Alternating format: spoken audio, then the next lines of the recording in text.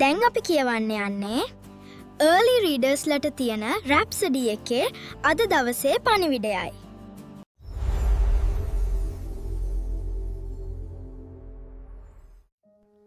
අද 17 වන ඉරිදා. මාතෘකාව තමයි ඔබ තුළ ඇති යහපත් දේ පිටතට ගෙනෙන්න.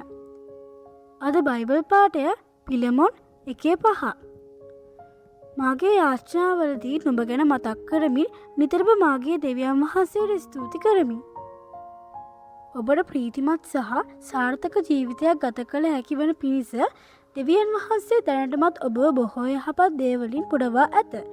ඔබ යේසුස් වහන්සේට අයිති බැවින් උන්වහන්සේගේ ප්‍රේමය, ප්‍රඥාව, ශක්තිය සහ සමාදානය ඔබ තුළ තිබේ. මේන් අදහස් කරන්නේ යහපත් දේ ලබා ගැනීමට ඔබ දෙවියන් වහන්සේගෙන් අයද සිටිය යුතු නැති බවයි.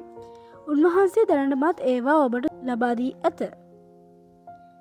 එසේනම් ඔබ කළ යුත්තේ කුමක්ද? ඒ විශ්වාස කර කතා කරන්න.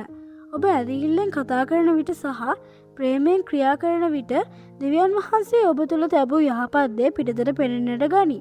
ඔබ යන සෑම තැනකම දෙවියන් වහන්සේගේ යහපත්කම ඔබ තුළින් බැබලිය හැකිය. සෑම දිනකම මේ මතක තබා ගන්න. දෙවියන් වහන්සේ ඔබ තුළ යහපත් දේ තබා ඇත.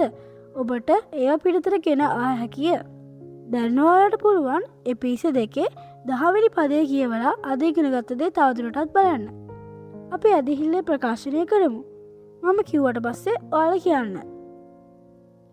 මම කරන සෑම දෙයකදීම මම යහපත් දේ, යහපත් අදහස්, ප්‍රඥාව සහ ප්‍රේමය පිටතට ගෙන එන්නෙමි. මම යන සෑම තැනකම දෙවියන් වහන්සේගේ යහපත්කම පෙන්වමි. ආමේන්.